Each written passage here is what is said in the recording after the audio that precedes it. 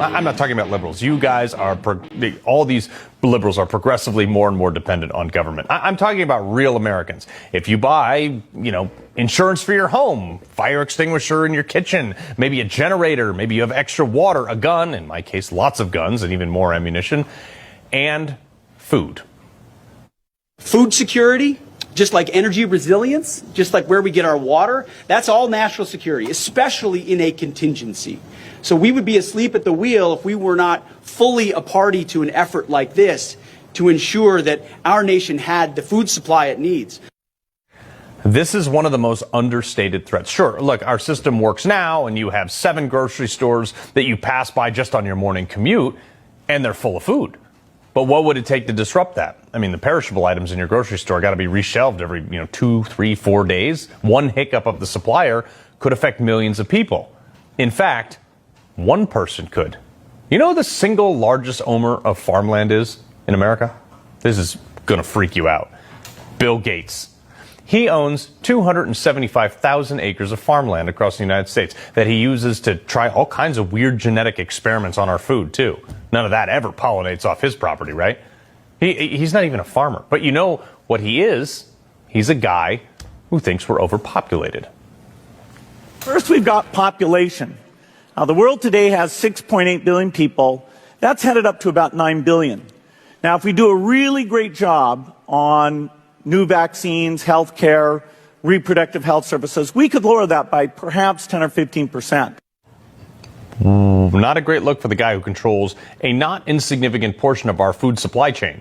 And his GMOs and pesticides are used on a whole lot of other food supplies, too. And I'm not the only one concerned here. In a letter to Bill Gates, signed by 50 agricultural organizations concerned about food sovereignty, they were heavily critical about his methods and him, saying, quote, "It is your preferred high-tech solutions, including genetic engineering, new breeding technology, and now digital agriculture that have, in fact, consistently failed to reduce hunger or increase food access as promised."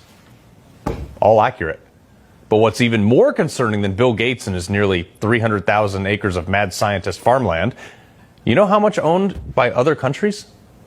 More than 45 million. It's actually up 1.6 million. More than 15 million acres is owned by Canada, contributing to literally half of their country's food supply. I don't think Trump hasn't had this conversation with the leaders of Canada while talking about all the tariffs. You have the Netherlands with 5 million acres, Italy with 2.7 million acres, the United Kingdom and Germany close behind them. And behind them, you have significantly less, 277,000 acres, owned by China. Now, this may only account for 0.02% of the agricultural land in America, which is still 0.202% more than any adversary should own here, but they were able to hide behind all the other nations owning farmland, and nobody raised any eyebrows because it was a seemingly insignificant amount of land. Until you consider where. As you can see here, hiding behind all other nations producing food here, China bought what they're saying is, and they're claiming on their taxes is agricultural property, which just so happens to be located, most of which, around our strategic military bases. And finally, someone's actually doing something about it. As someone who's charged with leading the Defense Department, I want to know who owns the land around our bases and strategic bases, and getting an understanding of why foreign entities, foreign companies, foreign individuals might be buying up land around those bases. That's something I should be paying attention to on behalf of the American people, on behalf of my department, and on behalf of the president. It's common sense. I mean, thank God, because while other countries might be actually farming the land they own here for, food and stuff, which is then shipped out of our country to sustain them, China is taking advantage of our agricultural tax credits and doing all kinds of weird stuff, like the Fufang Group in North Dakota. This is a small, only 370-acre farm purchase for what, they're saying was well above what it was worth, how they purchased it.